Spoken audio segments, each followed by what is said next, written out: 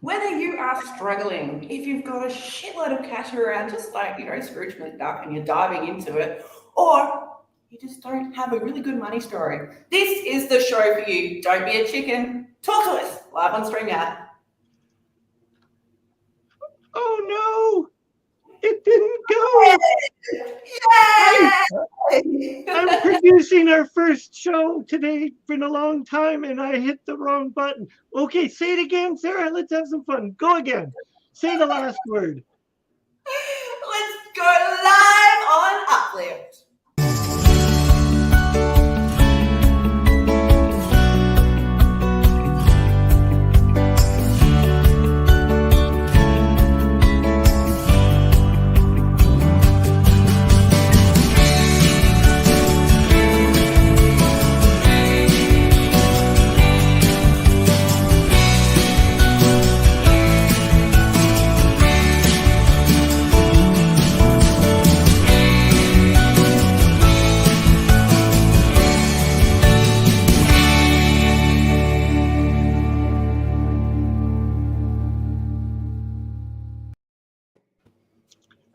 When you were a kid, did you see Scrooge McDuck diving into piles of money?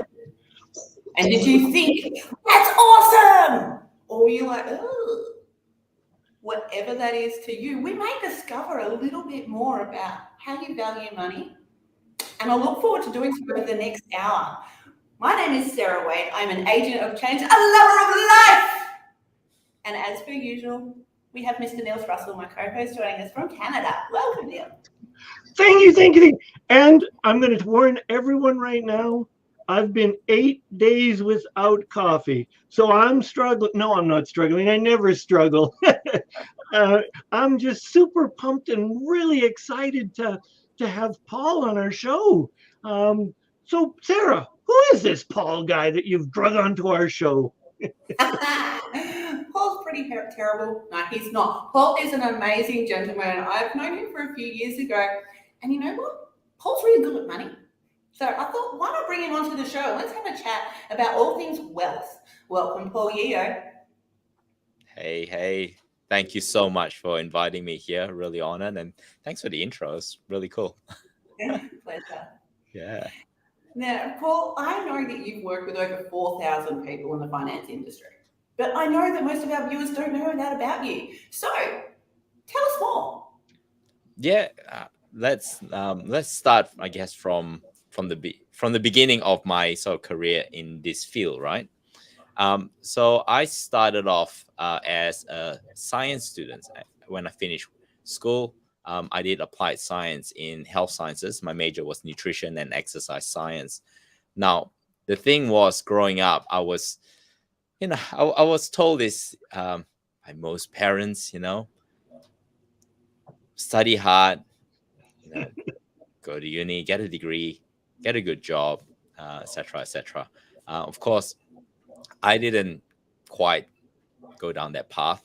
In fact, I did science because I was really interested in learning this thing, right? In learning about nutrition and exercise, because I played a lot of sports growing up, and I realized very, very quickly that after I graduate, that is, that it's not a field that I wanted to work in. And in fact, while I was at uni, I started riding motorcycles, and I thought, hey, this is so much fun, but it's so dangerous on the road. So I started racing motorcycles, and that really, that was really that introduction to me with, and of course, I'm now a coach in the coaching field, and we use a lot of tools of NLP. It introduced me to the world of NLP. Of course, in order for me to get a job in this field, it requires further studies. And of course, I'm really not into doing further studies if I didn't think this is something I'm going to do for the rest of my life. So did my racing for about a couple of years. And then I thought, I can't keep doing this. I can't keep working sort of, around racing. And, I was never going to make it to professional or to be in the professional circuit.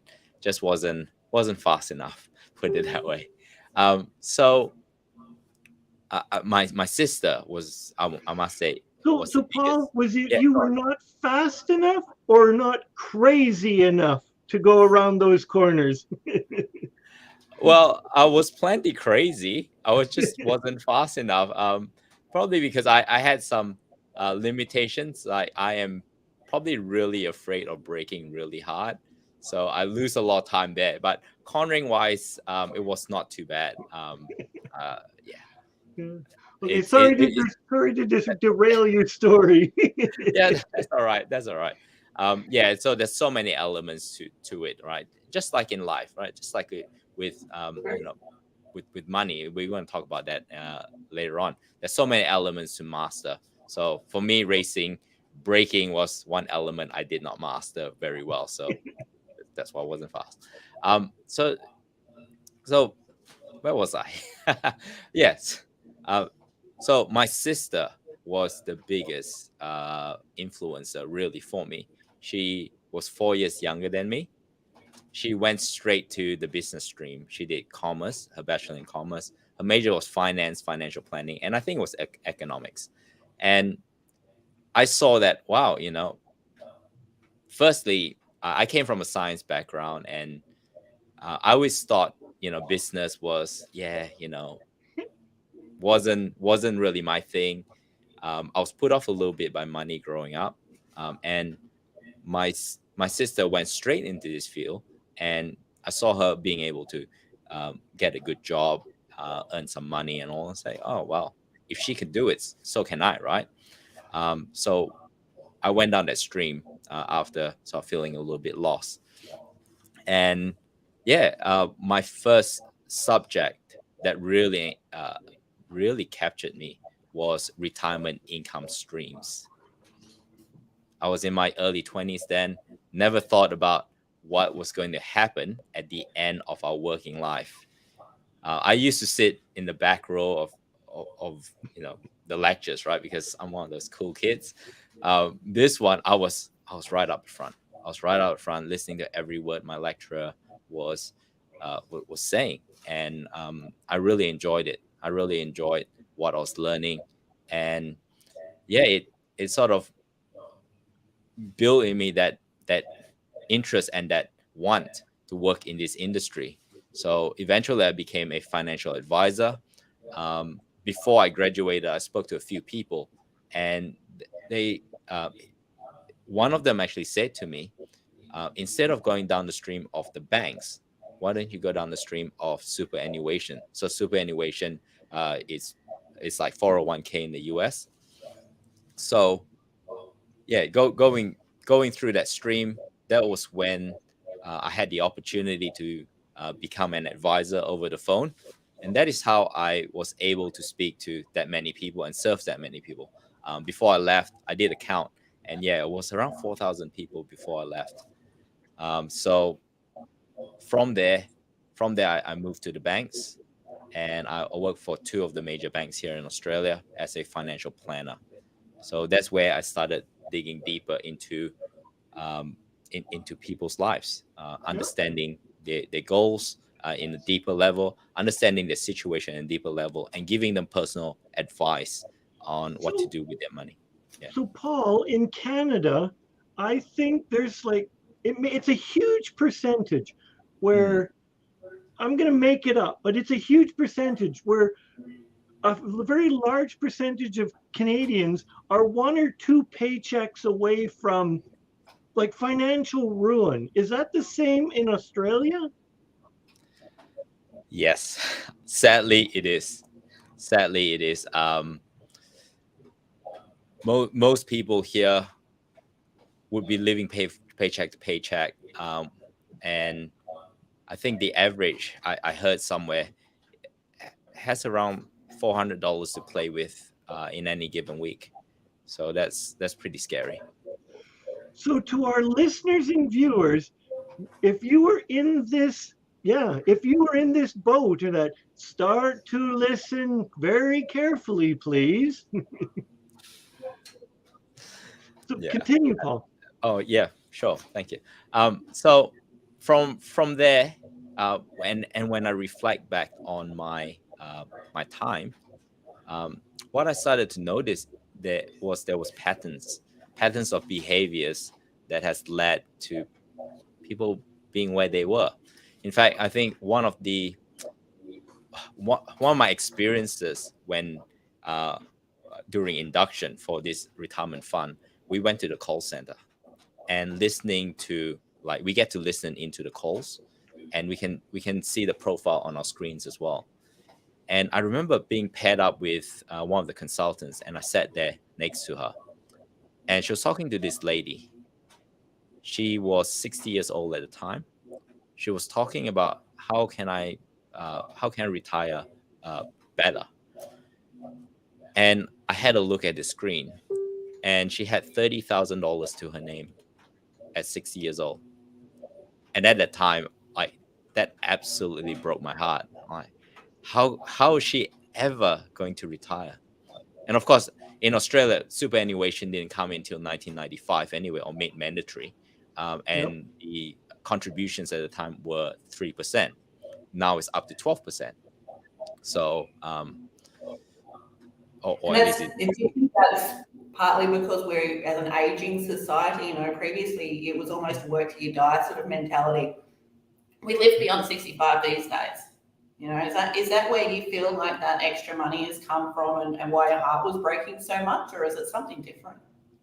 Well, I think part of it is because of my background and what I've learned. So even though I was racing motorcycles at the time, I remember I wasn't earning much money. But before I started racing, right? Because when I started racing, the money went so quickly.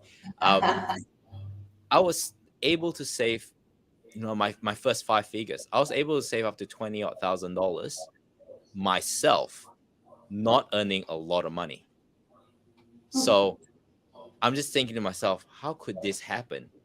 Now, how could someone, be at this situation? So that's where it sort of scared me quite a lot.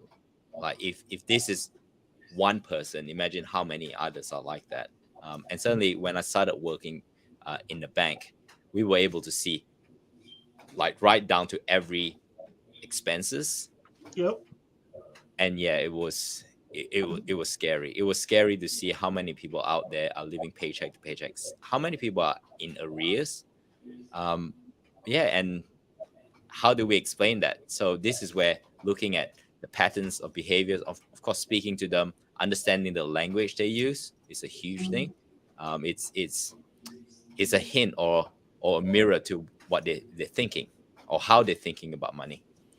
And certainly working in the field itself has given me a lot of experience, a lot of observations, and hence, I moved to this space in the coaching space, more so because I see there is a huge gap in financial planning. And if there's any financial planners out listening here, most financial planners spend most of their time, in fact, almost all of their time, in the background doing work to ensure that they meet compliance.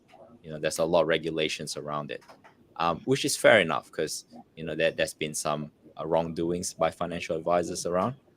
So is the average Australian financial plan to win a large sum of money? We have a lottery at 649. Is that what the average Australian is, or some of the Australians are doing? I know it's prevalent in Canada. My savings is I'm just going to win the lottery. Well, we hear that a lot. Yeah, absolutely. I hear that a lot from people as well. Hey, just going to win the lottery. The fact is, and I grew up in Malaysia before I came and migrated to Australia. And there's a lot of lightning in Malaysia. In fact, I've heard of stories of kids getting hit by lightning at my school.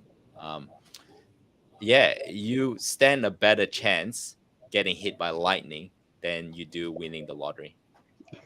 So. Okay, so there's Paul's first big lesson. Ditch the lottery and start to do something with your money. Absolutely. I think the most important thing is, start with good saving or good money behavior. And that includes savings, right? The first step is be able to save that money so you can use that money for investment. Not save that money for spending, right? That's another lot of money that you keep aside for spending. Another side you keep that you will never spend. It will only ever go into investments, so that money will create more money for you. Cough. I haven't made that mistake before. Cough. Whoops. Nope, not me either. Nope.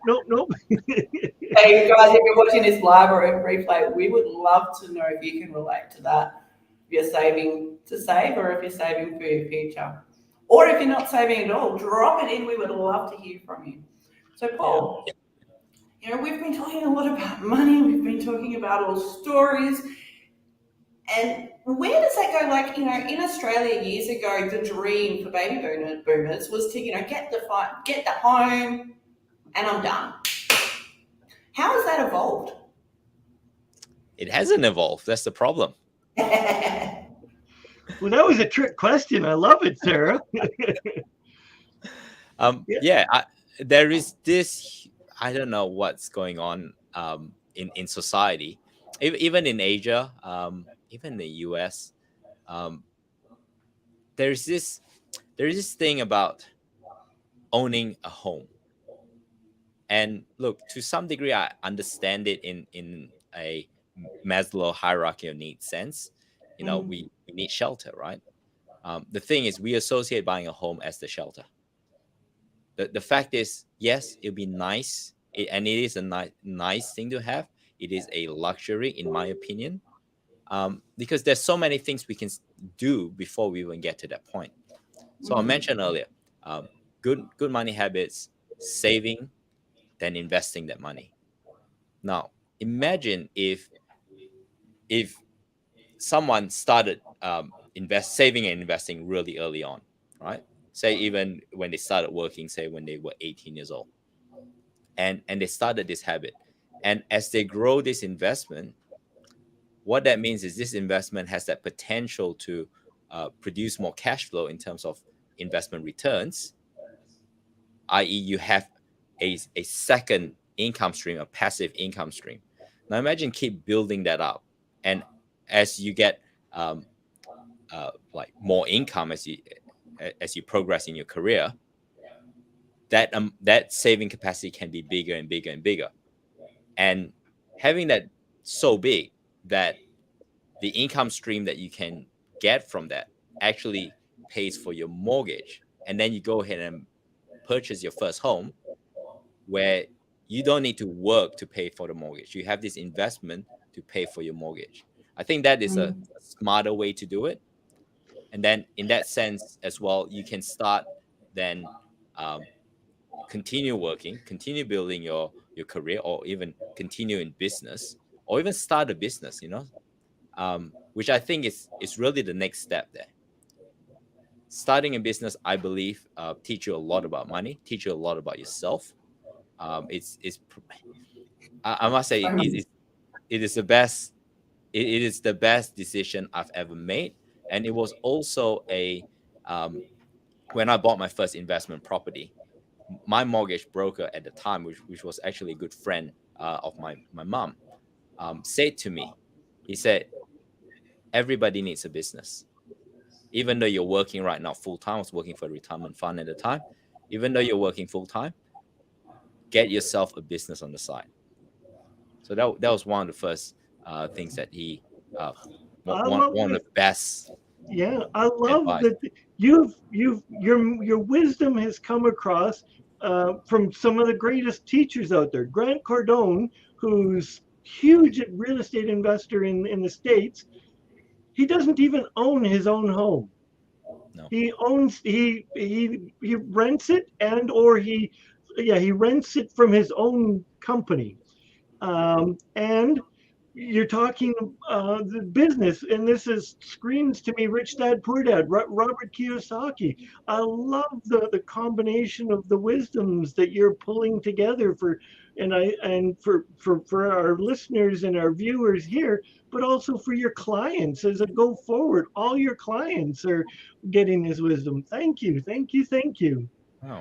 Oh, no problems there. No problems. Yeah, and I want to share that when I was growing up, my dad was in real estate. You know, he would buy properties that needed fixing and fix them up. And one of the best pieces of advice I believe he gave me was almost on his deathbed. He died of cancer a few years ago.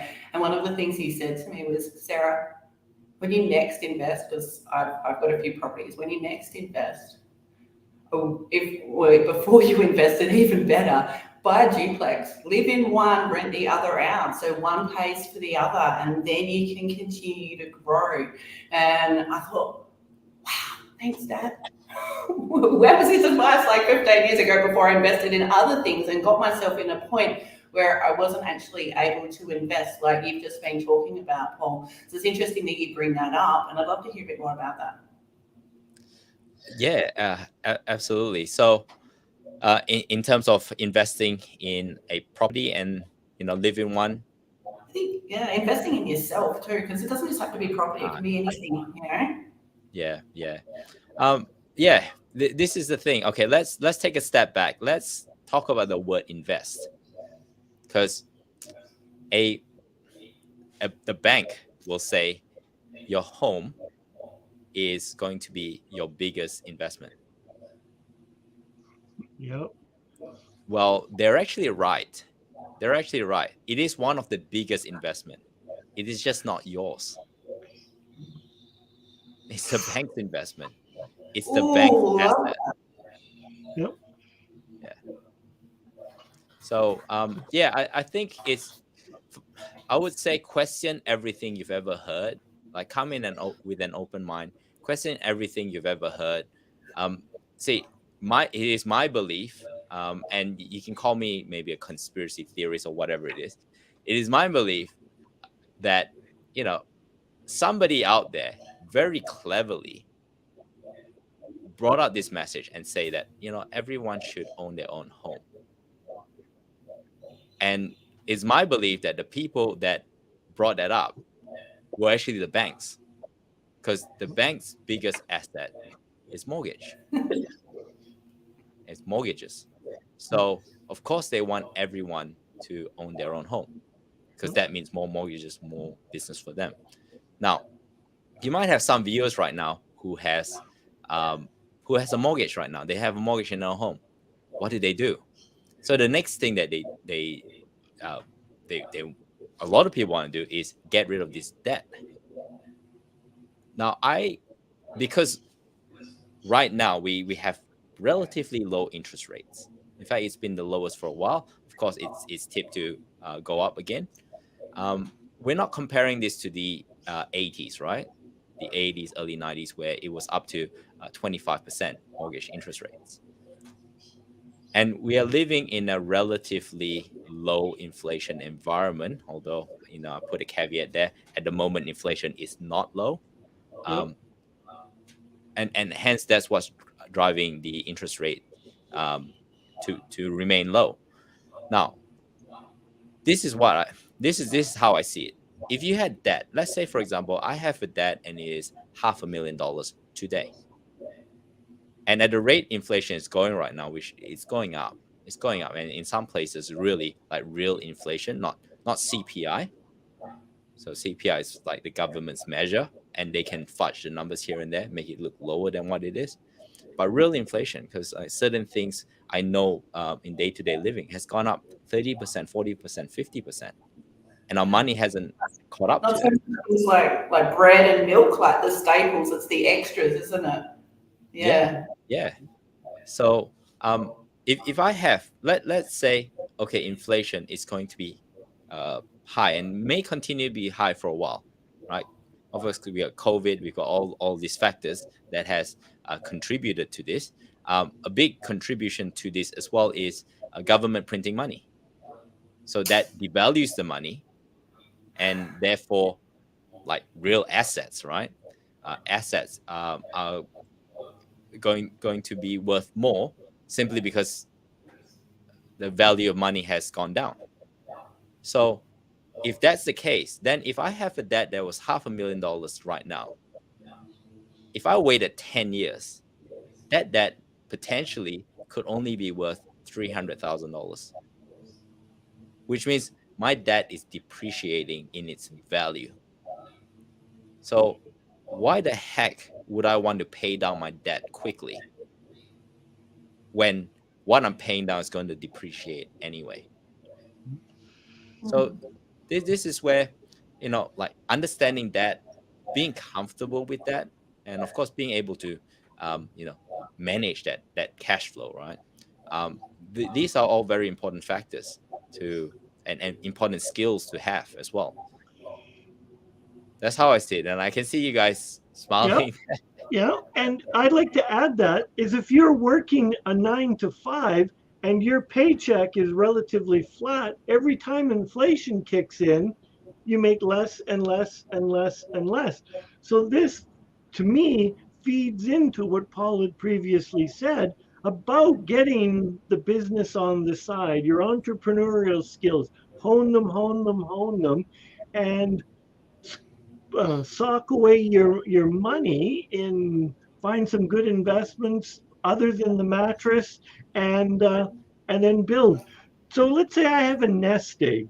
We talked about real estate. Is real estate in your mind still a good investment, or is there other vehicles that you think are out there? There are many good vehicles out there. Real estate's one of them, of course. The great thing about real estate is, okay, firstly, right, if you want to invest in real estate, treat it like a business, because it is a business system. A lot of people treat real estate investing as if they're putting money in the bank and paying down some, the debt on it. Yeah. There's so many components to real estate investing, not just location. That's part of it. Yeah. How you structure your loan, who owns it? So is it owned under your name? Is it owned in joint ownership? Is it owned by a trust? Is it owned through a company? These all forms part of the entire strategy, not just strategy to potentially reduce taxes. And there's a lot of tax breaks that you can get from investing in real estate, but also in terms of asset protection. And this is one thing a lot of people don't think about, because in the world that we live in right now, there's a lot of litigations. People can come after you for your personal assets. So a great example is, say, home ownership. Knowing what I know now, at the moment I rent, right? So not an issue. But say, for example, if I had a home right now and I'm working in this field where potentially people can come and sue me, well, guess what? I'd rather have that property in my wife's name, and they come and sue me. They get nothing from me. They get whatever I have in my bank account. In fact, I run it through companies and I run it through trust. So the first line of defense is really a company that's worth $50. So go ahead, take my $50. It's not an issue for me.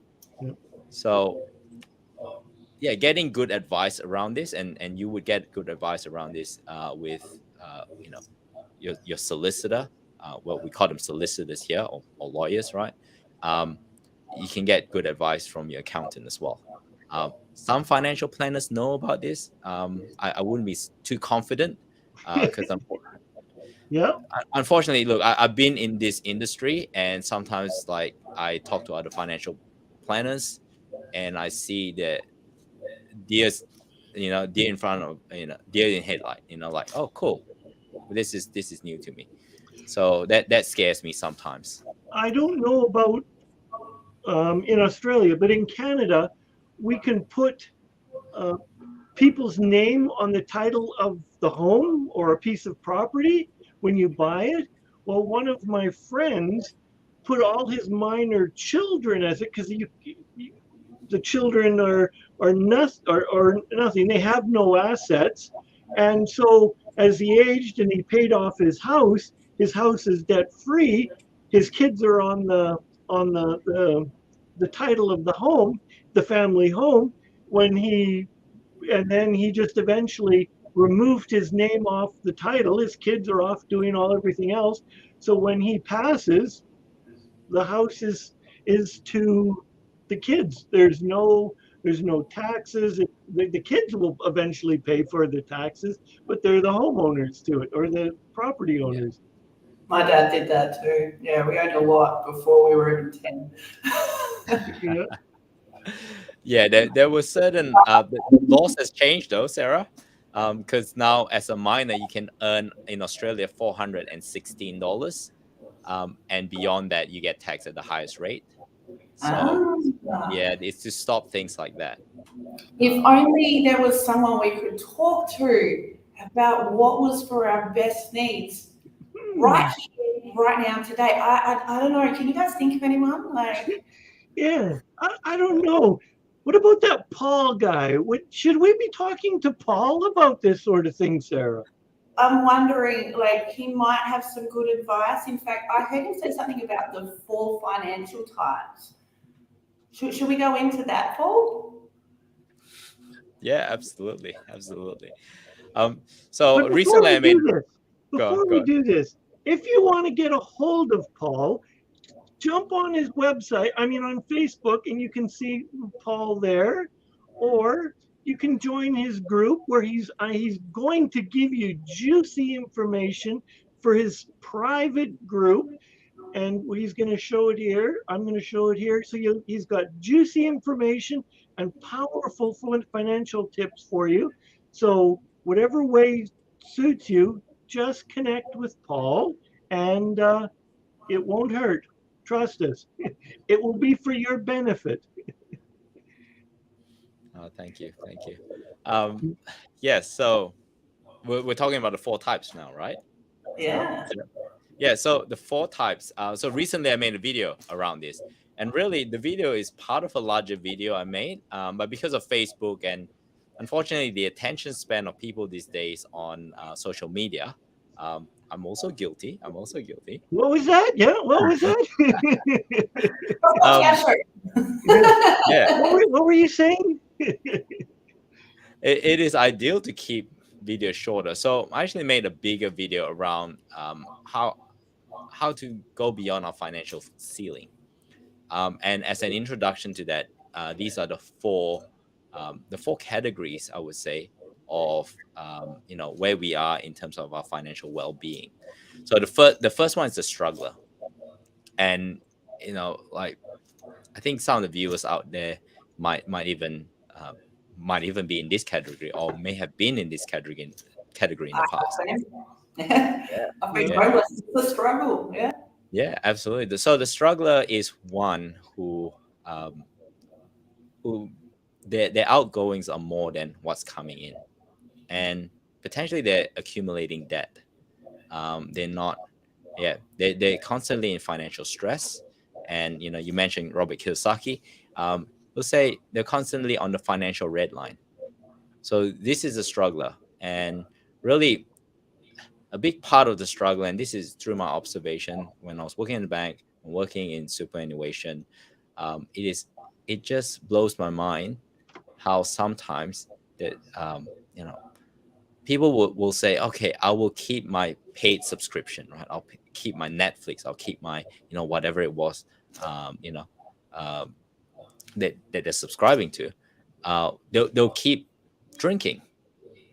Right? Well, for guys like me, I will keep eating out. That's a vice that I have. I have a vice. I love to eat out. And if I ever need to rein the reins in, that's the first thing that gets chopped. Yeah, absolutely.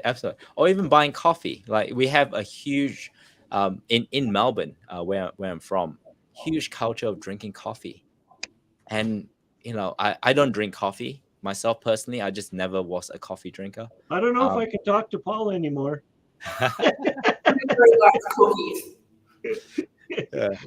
Well, actually, I do drink coffee only when I'm cycling. Okay. Because yes. It is a performance enhancer in a sense. Wait, is that cheating? Well, I don't know. Well, it just helps numb the pain, because cycling is a painful sport for people who actually cycle hard. So it allows me to actually, train harder using caffeine. So we're going to circle back to cycling because Paul told us something in the green room that we want to circle back to before we run out of time. We'll So, cycle back to it, definitely. Yeah, we'll cycle back to it. We'll cycle back to cycling. The first one you've just mentioned, yeah. Yep. So the struggler. So the thing is, the remedy for the struggler is very easy, right? We just spoke about all the things that can be cut out in our lives. Yeah. So that's the financial struggler. So the next one is... Sorry, I want to interrupt because I did a calculation last year. If I didn't have a coffee every day over the year, I would have an extra 10 grand in my pocket. It's just a couple of dollars a day for a fairly large amount of money, especially if you're a struggler, especially if you're in that just enough category that I know that you're going to get to now. Yeah, 100%, 100%. The just enough. The just enough is one who earns just enough. They just nice. And perhaps they even start saving a little bit more, right? They start saving. But see, the problem is they'll save and then something unexpected comes up. And then they go backwards again. They go back into debt and then build that right up again and start saving again. And I think a big problem here, I know in Australia, is that they'll say, oh, my registration for my car is due, or insurances are due. And then they go, oh, well, or Christmas is coming up. Because they change that every year. It's never the same date, so it's always a surprise. Exactly right. and this is the thing, yes. Like, okay, just have a look at your expenses. You know Christmas is coming up. Be more creative. You don't need to always buy gifts for people. You could do things for people. Maybe bake some cookies or something. Give that as gifts for people. So it's not always, just be a little bit more creative, right? The gift of time. The gift of time, exactly. So the just enough. So their biggest problem is, upcoming bills or unforeseen circumstances. So this is where starting to sort of reduce the expenses so that the savings are more, start building a little bit of buffer. So if there's, if the washing machine breaks, you got that spare $1,000 somewhere to replace it or whatever it is.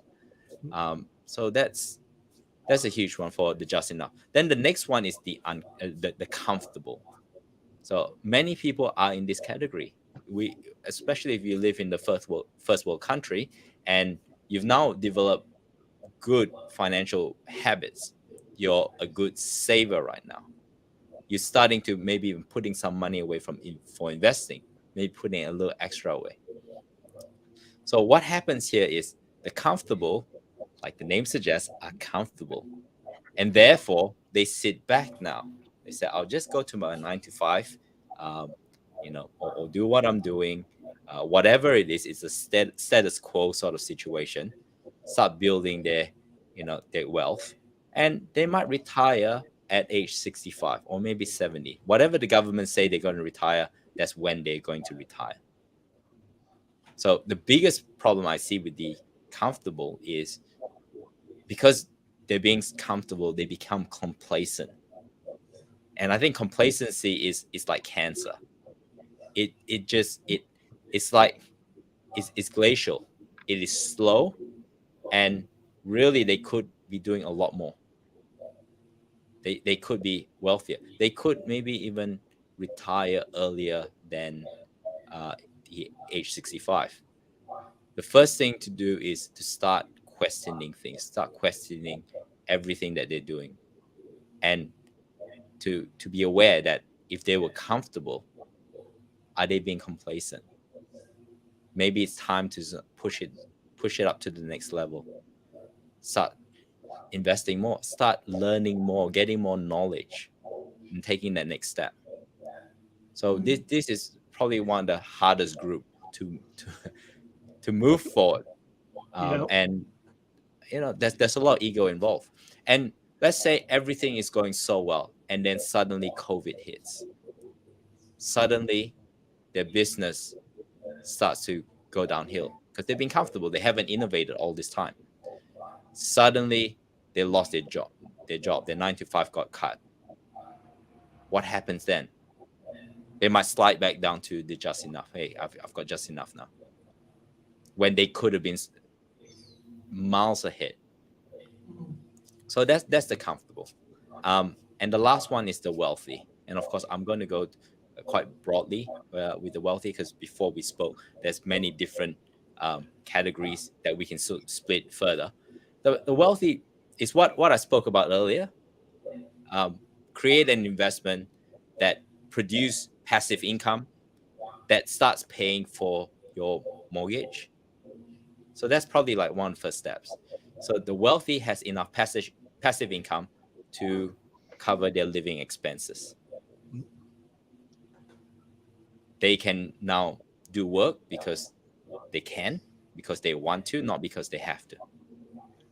So it's a really good place to be, especially when you're younger. And I know a lot of younger folks I speak to, you know, millennials, Gen Z, Gen Y, they want that because they're seeing now their parents from the baby boomer eras are becoming financially independent now, and they want that for their lives. Yeah.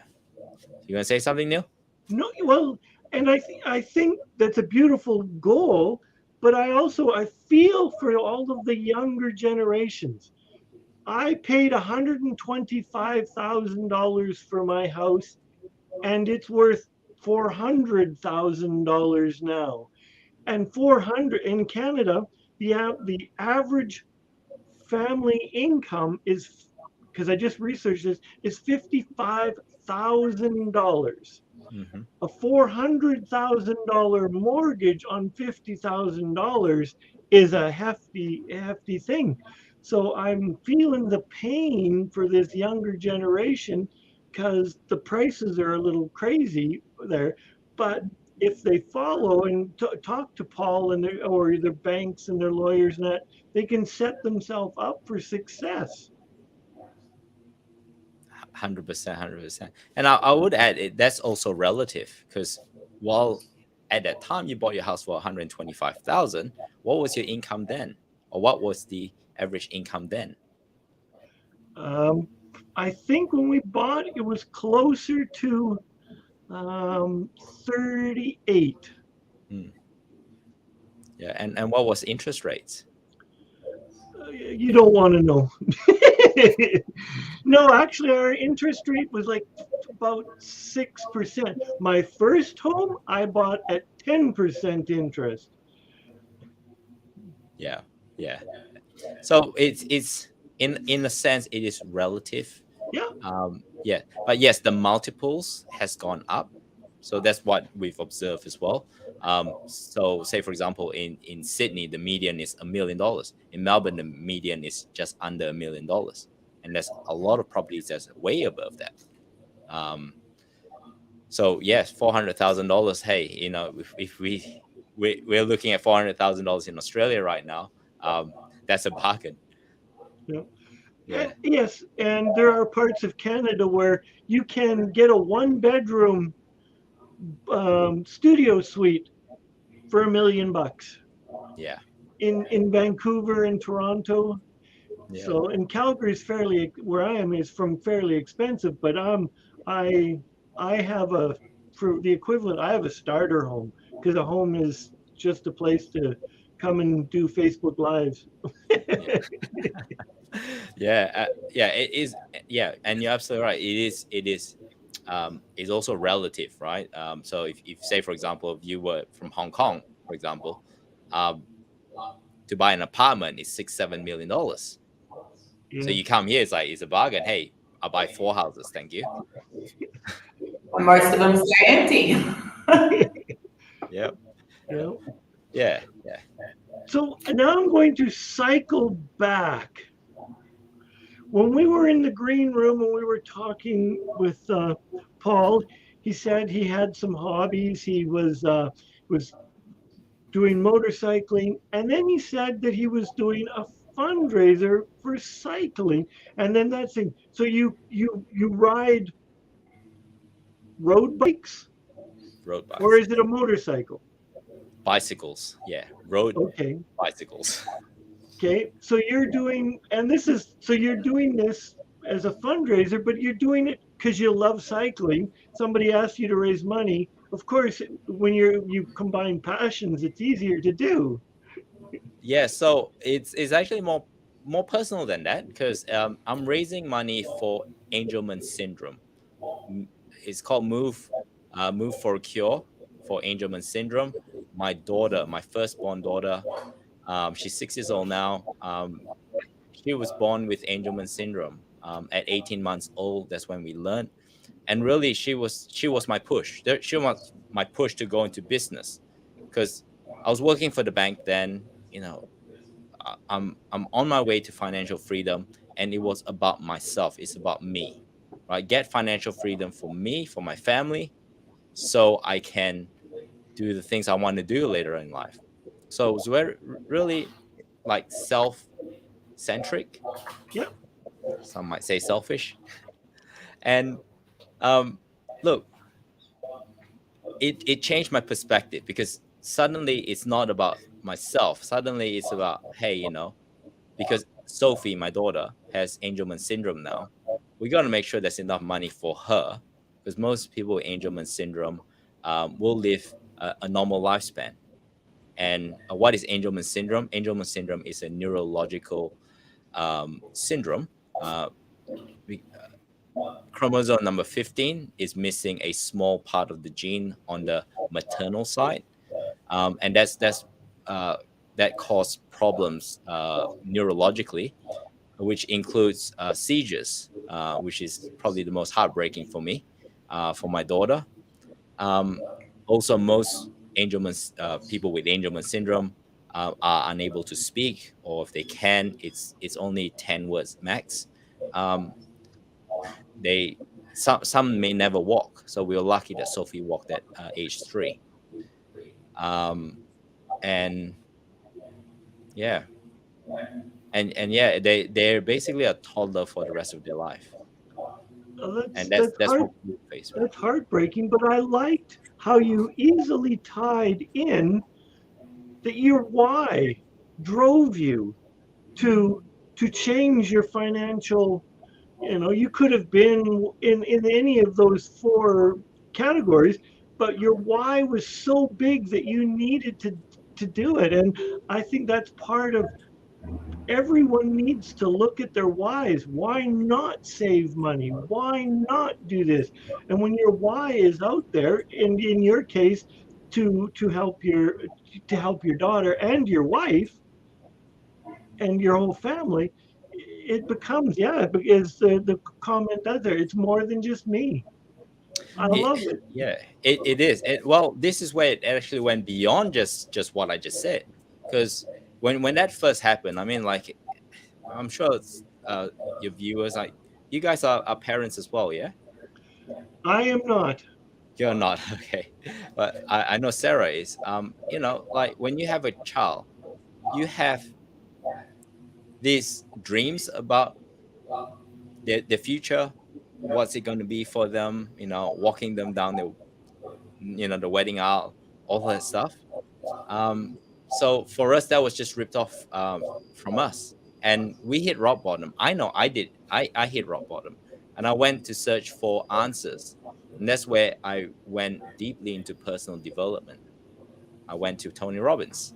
His first event was Unleash the Power Within, UPW, and I read my goals recently on this, and it was me centric. I went then to the next one, which was Date with Destiny, and it awoken something within me. It awoken the fact that, hey, I can do more than that.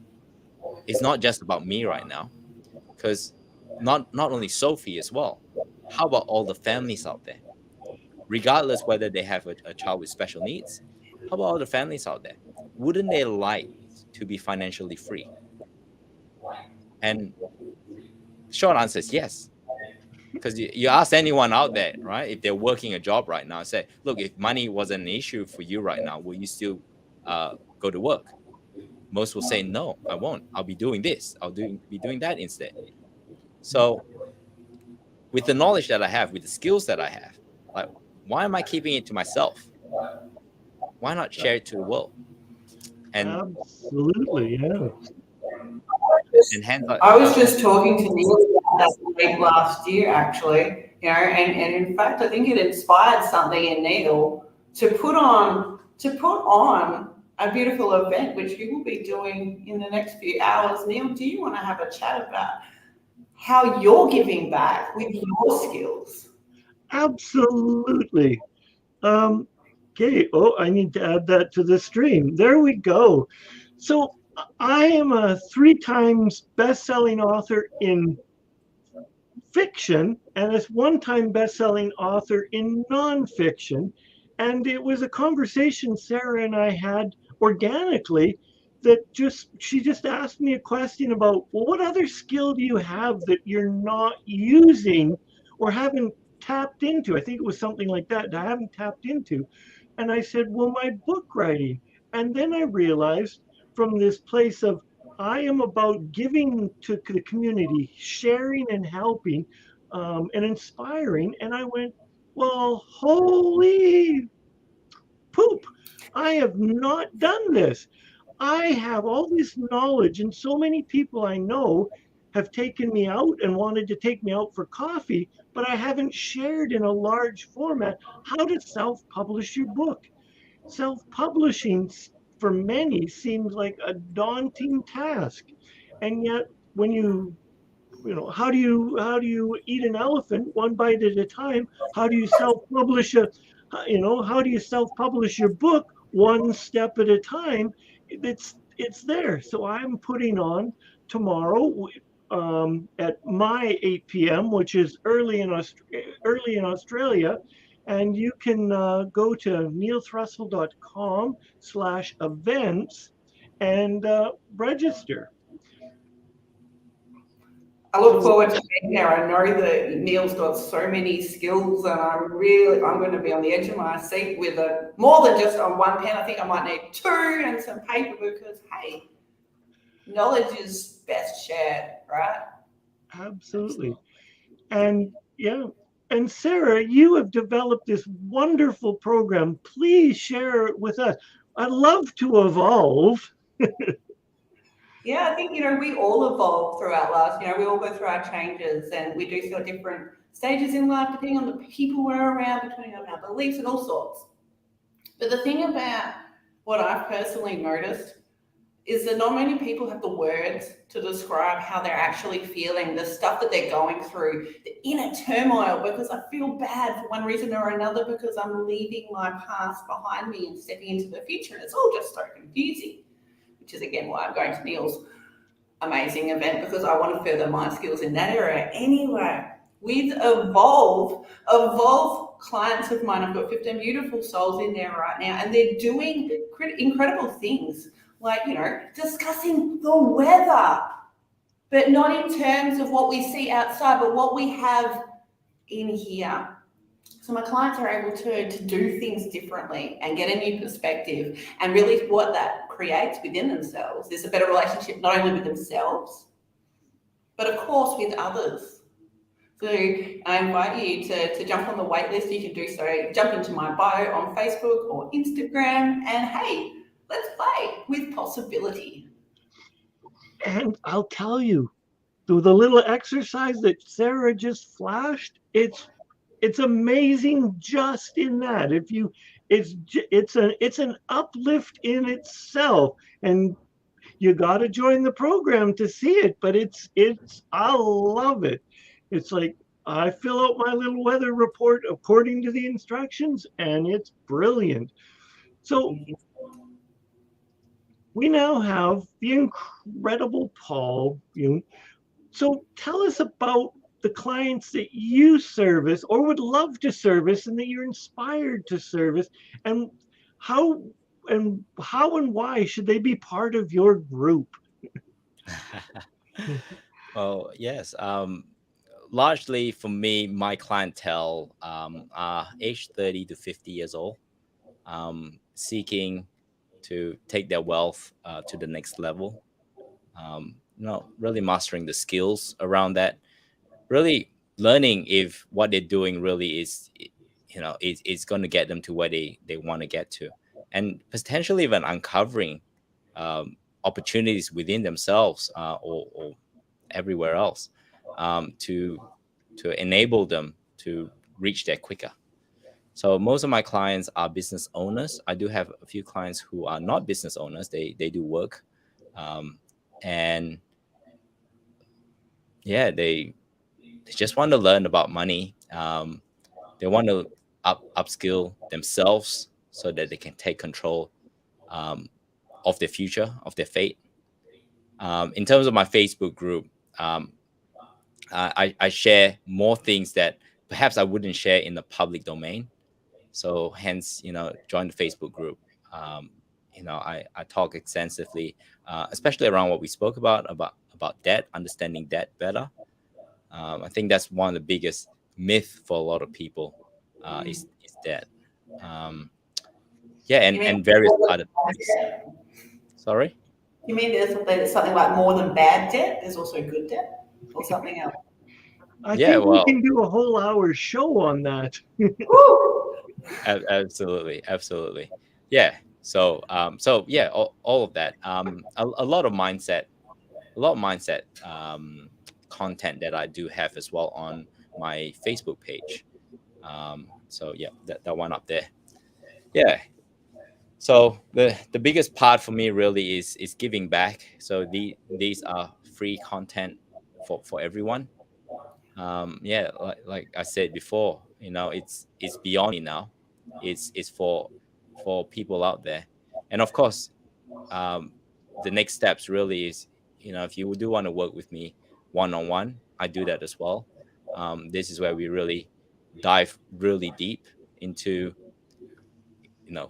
who you are, what is it you want to achieve. I have a really I love it anyway, and my clients do. A comprehensive goal setting segment, which I do with all of my clients to better understand themselves, their values, especially around money. But money trickles into every part of their lives as well. So, absolutely. Yeah. So that's me in a nutshell in terms of what I was doing there. I do want to go back to that part about cycling though, because I didn't quite finish that. Yeah.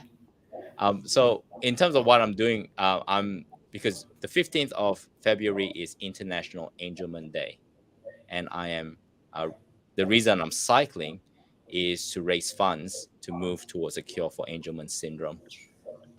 We are getting close or closer to a cure, whereas previously Angelman syndrome is said to have no cure. There is a company here in Australia that's found a way, right? And trials has started overseas. Trials will be starting here, supposed to be late last year. Hopefully it starts and potentially in April. And Sophie is enrolled for this trial as well. That sounds wonderful. I'm so happy for you and your family and Sophie that to an opportunity to experience a possible cure. Yeah. And this is not just for Angelman, because potentially this technology can be used to cure other genetic syndromes. So we're really excited about that, and hence, we're doing this challenge, which is the distance between Perth in the southwest of Australia to the northeast of Australia in Cairns. So that's the distance collectively we're going to do in the next 30 days, starting from the 15th of Feb, which is today for us. And I'm in it. At the end of it, I'm also going to do one extra. I'm going to do 10 consecutive cycling workout, and more than likely I'll do this live, so you guys can come in and help raise money, watch me suffer, and raise some more money. I'll probably be drinking coffee that day, maybe. It's all good. I'll send you a link to my site, my running coach's video, and it's a tearjerker, and it'll give you something else to watch. So I can't believe that we're actually out of time. This is I want to really thank you, Paul, for taking the time out of your busy schedule and just to share your knowledge with Sarah and I. And I'm going to just leave some heartfelt words or wisdom that I would like to leave our viewers and our listeners with. And then I'm going to ask you just to share something from your heart for our viewers and listeners. And then Sarah will wrap us all up. So as today is in Canada, it's Valentine's Day, and whether you have a significant other or whether or you don't, take the time to love yourself and truly appreciate yourself for all the good things in your life, all the goodness within you, all the goodness that surround you, and be grateful for all of those people in your life. And with that, know that you are loved. Paul. I really love that. Yeah, look, I can potentially continue with what you said in a financial sense, because if we talk about Valentine's Day, and if you're single or even if you're not single, you're with a partner. It's really, how did you attract that partner in the first place, or how do you attract a partner? It's really who you're becoming and who you are. You got to become the person that attracts that right partner for you. And that's actually the same with money. In order to manage money, in order to be good at money, in order to be financially free, you got to be a certain person. And that's why it's so important to invest in yourself, develop yourself, become a better version of you, so that you are better at handling money. Wonderful. I love that. Hey, thank you so much, Paul, for joining us live. We really appreciate that. And if you're listening to this in replay, whether it be on iHeartRadio, if you're jogging through the forest, or maybe cycling through Q, we appreciate you for joining us. And hey, to back on to what Paul and Neil were saying before, in my opinion, if you are struggling finding your why, think about your who. For me, my who is more important than my why, because it's not just about me. Guys, until we see each other next, live or in replay, we appreciate you, know we love and care about you, and we trust that you, like us, are creating uplifting conversations that set your heart on fire. Till next time. Adios.